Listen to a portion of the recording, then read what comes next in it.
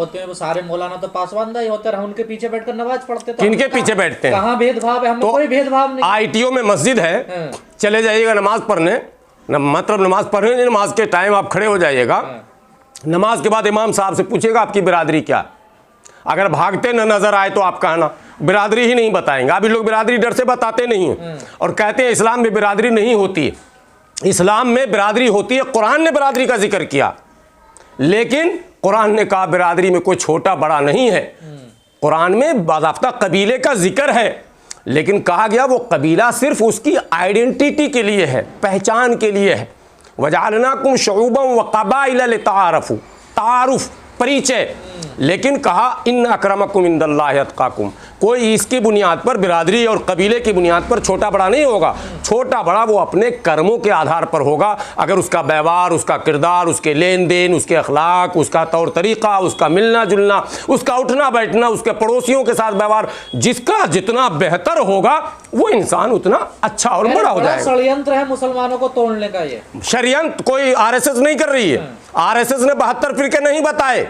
RSS घूम घूम के कभी नहीं बोला कि भाई तुम्हारे में 72 फिरके यह हदीस है। ये इन मौलानाओं ने कहा है, अपनी तकरीर में कहते हैं, मंचों से कहते हैं, स्टेजों से कहते हैं, जलसों में कहते हैं। हद यह है कि मस्जिद के मेहराब और मिंबर से भी कहते हैं। ये बहुत बड़ा मसला है कि आखिर ये लोग क्यों कहते हैं इस तरह की बात कि 72 फिरके होंगे। इसका मतलब इनका इरादा मुसलमानों को 72 टुकड़े में तोड़ने का है और 72 टोलियां खड़े करने का है। और हर टोली का ये मनुवादी 72 पर मनुवादी चढ़ा हुआ है। 72 टोलियों की सरदारी यही इन्हें चाहिए, चूंकि इनके आल औलाद फैल चुके हैं। ये चाहते हैं, जैसे चचा भतीजा एडजस्ट नहीं किया ना, एक ही संगठन का 2 अध्यक्ष हो गया, तो इनको 2 अध्यक्ष बनाने के लिए 2 संगठन बनाना होगा, तो भाई 72 फिरका बोलना ही पड़ेगा ना। फिरका अगर एक है, अल्लामा इकबाल ने कहा एक ही इसका नबी, एक ही ईमान भी एक, क्या कोई बात थी होते जो मुसलमान भी एक, मुनफरिद एक है, इस कौम का नुकसान भी एक, हरम पाक भी, अल्लाह भी, कुरान भी एक, सब कुछ हमारा एक है। मगर ये मुल्ला का जो इस्लाम है ये 72 है। ताज्जुब है, अल्लाह का इस्लाम तो एक है, मुल्ला का इस्लाम 72 है। अब लीजिए 72 फिरके में पढ़िए, तो ये 72 फिरकों में से एक फिरके की रैली थी, 71 नहीं आए थे। इसलिए ये भी आप नहीं कहिएगा कि जमीयत उलमा जो है पूरे मुसलमानों की रहनुमाई करती है, 72 में से एक की करती है, बाकी 71 तो बाहर हैं। अभी हम उन 71 को कह रहे हैं कि वो 72वां जो था उसको भी लाओ खींच के। ये हमारे यहाँ फिरका नहीं, फिरका बंदी है कहीं और कहीं जाते हैं। क्या ज़माने में पनपने की यही बातें हैं। आप विकास की बात क्यों नहीं करते? आप तरक्की की बात क्यों नहीं करते? आप तालीम की बात क्यों नहीं करते? आप स्वास्थ्य की बात क्यों नहीं करते? आप महिलाओं को मुख्य भूमिका में लाने की बात क्यों नहीं करते? आप केवल धर्म धर्म धर्म धर्म, संकट संकट संकट, खतरा खतरा खतरा। ये क्या है भाई? ये कौन सा ड्रामा है कि खतरे में सब दिन रहेगा इस्लाम? और खतरा बोलते बोलते बचपन में हम लोगों को एक कहानी पढ़ाई गई थी, भेड़िया आ गया, भेड़िया आ गया। 2 4 5 बार 10 बार 20 बार बोला, पब्लिक को ये लगा कि ये झूठा है। एक बार उसने कहा दौड़ो, भेड़िया आ गया, कोई नहीं दौड़ा और भेड़िया खा गया। ये जितने 75 वर्षों से इस्लाम खतरे में, मुसलमान खतरे में, इस्लाम खतरे में, मुसलमान खतरे में, मुसलमान दौड़ता आ रहा, कभी गांधी मैदान, कभी रामलीला मैदान, कभी आज़ाद मैदान, भरते भरते भरते मुसलमान जब थक जाएगा तो कहेगा जाओ खतरे में रहो। और रियल में तब खतरा आएगा जब बागेश्वर बाबा जैसे कई बाबा मैदान में आएंगे, तब मदनी हेलीकॉप्टर से सीधे विदेश भाग जाएंगे। क्योंकि इन तमाम लोगों के बड़े बड़े अस्पताल, बड़े बड़े होटल्स विदेशों में हैं और मॉल भी हैं और शॉपिंग सेंटर भी हैं। इन्होंने अरबों खरबों नीलों रुपए जमा कर लिए हैं, मुसलमानों का खून सिरिंज लगा लगा कर चूस लिया है। बदले में मुसलमानों को सिर्फ कोरमा और बिरयानी और हलीम और दलीम और ये खिला खिला कर रवाना करते हैं और कद्दू गोश्त, इसके अलावा कुछ नहीं। इसलिए मैं भारत के मुसलमानों से कहता हूं, शख्सियत परस्ती से बाहर आइए। चैलेंज है इस भारत में संविधान बचाने का, चैलेंज है इस भारत में संवैधानिक व्यवस्था को मजबूत बनाने का, चैलेंज है इस भारत में मनुवाद को परास्त करने का। इन तमाम चैलेंजों का सामना करने के लिए खुद और अपने हम ख्याल लोगों की टोली बनाकर इस मनुवाद को परास्त करिए। अगर इसमें धर्म बीच में आ गया तो मनुवाद जीतेगा, बाकी जो लोग हैं वो हारेंगे, यानी कमेरा वर्ग हारेगा और लुटेरा वर्ग जीतेगा। अगर कमेरा वर्ग को जिताना है तो इन लुटेरों के खिलाफ आपको एक झंडे के नीचे आना होगा। ये मेरा संदेश है। विरोध करना आपका अधिकार है, संवैधानिक अधिकार है, आप भी कीजिए, लेकिन मैं विरोध स्वरूप नहीं बोल रहा हूं। मैं केवल इसलिए बोल रहा हूं कि मेरे दिल में एक दर्द है, मैं करीब से देख रहा हूं। 200 पावर चश्मा है, आप भी चश्मा लगाकर देख लीजिएगा। इंशाअल्लाह मुझे यकीन है कि सच्चाई आईने की तरह आपके सामने भी आ जाएगी। तो इतने सालों से क्या मोहन भागवत जी 75 साल हो गए आज़ाद हुए,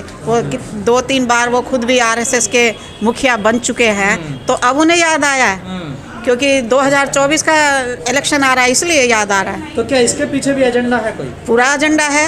अब उन्हें दिखाई दे रहा है अडानी की साख कैसे गिर रही है, कैसी कंपनियां बर्बाद हो रही हैं, तो अब उनको लग रहा है कि हाँ हमारा जो है एजेंडा, जो राष्ट्रवाद का एजेंडा था, वो खतरे में आ गया है। तो इसीलिए अब वो मुसलमानों के लिए वहाँ मस्जिदों में बहुजन आंदोलन तेज हो रहा है। नहीं, बहुजन आंदोलन भी हो रहा है, उनको भी सांस फूल रही है मोहन भागवत जी की। वो कभी मस्जिद में जाते हैं, मुसलमान को जो ग्रेट लीडर हैं, बड़े बड़े लीडर हैं, उनसे जाके मिलते हैं कि एक ही खून है हमारा, डीएनए एक ही है। और अब इनको ये लगता है कि बहुजन जो हमारी जागृति आ रही है लोगों में, ये सारे एजेंडा के सामने आ रहे हैं कि हम ये बहुजन अलग होते जा रहे हैं। वो प्रदर्शन पर उतर आए हैं, बहस कर रहे हैं, तर्क वितर्क कर रहे हैं, इसलिए जो है वो उनको अब याद आया कि अब हमारे रविदास, बहुजन समाज, जो भी कुछ है वो सब एक। आप तुलसीदास की मानसिकता देखिए ना, उनकी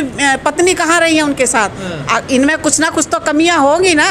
तो कितना टॉर्चर करा होगा उस औरत को, उस औरत की देखो, उस औरत की सोचो कि इन्होंने घर से निकाल दिया। पर तुलसीदास तो बड़ा प्यार करते थे ना अपनी पत्नी से। देखिए प्यार, ऐसा कैसा प्यार है जो छोड़ के चली गई वो है? ये भेदभाव हमेशा औरतों के साथ हुआ है।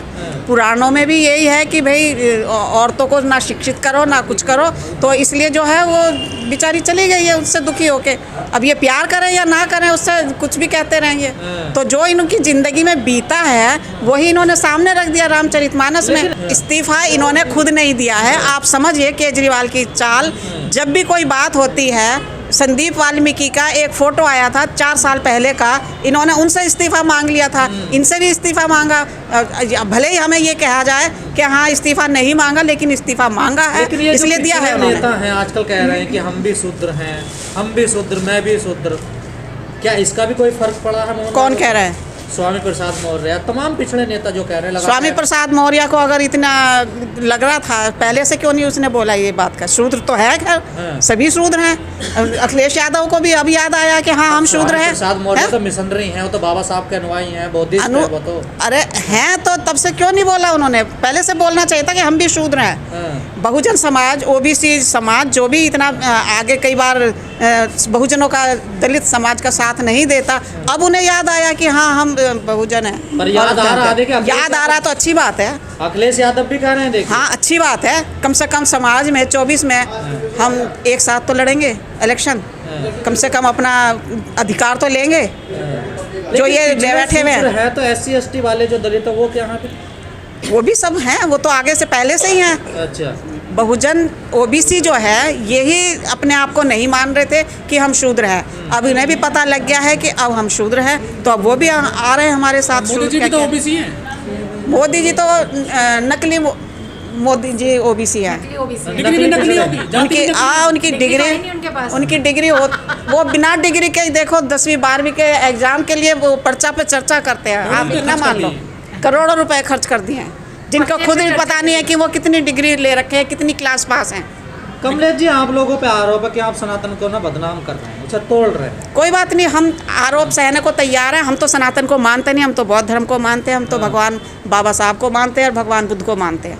हम सनातन के धर्म को कोई नहीं मानते। फिर सनातन का विरोध क्यों करते हैं आप लोग? विरोध कहाँ कर रहे हैं? हम तो अपने समाज को इकट्ठा कर रहे हैं, हम कोई विरोध नहीं कर रहे हैं। जिनको पूजा करनी है करते रहो, सनातन बनते रहो, लेकिन हमारे ऊपर अत्याचार नहीं करें ना।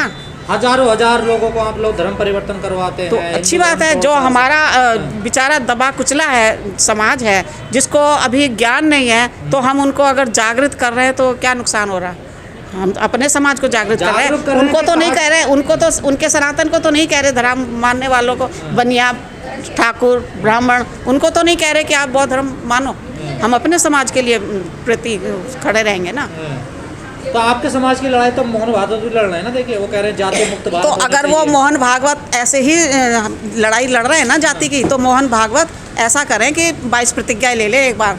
अच्छा, हाँ, तो फिर वो पता लगेगा कि वो जातिवादी नहीं मानते। कह रहे सबका डीएनए एक ही है। सबके डीएनए तो एक ही है ना। हाँ। तो वो बौद्ध धर्म करें, स्वीकार करें, 22 प्रतिज्ञा लें। आपको तो धन्यवाद बोलना चाहिए ना मोहन क्यों? भागवत हाँ, का। क्यों क्योंकि बोलें? उन्होंने पहल कर रहे हैं वो। हमें जाति मुक्त भारत हमें बनाने की उनकी बात कर पहल रहे से कुछ नहीं लेना। हम तो अपने ही पहल आगे खड़े हुए हैं ना।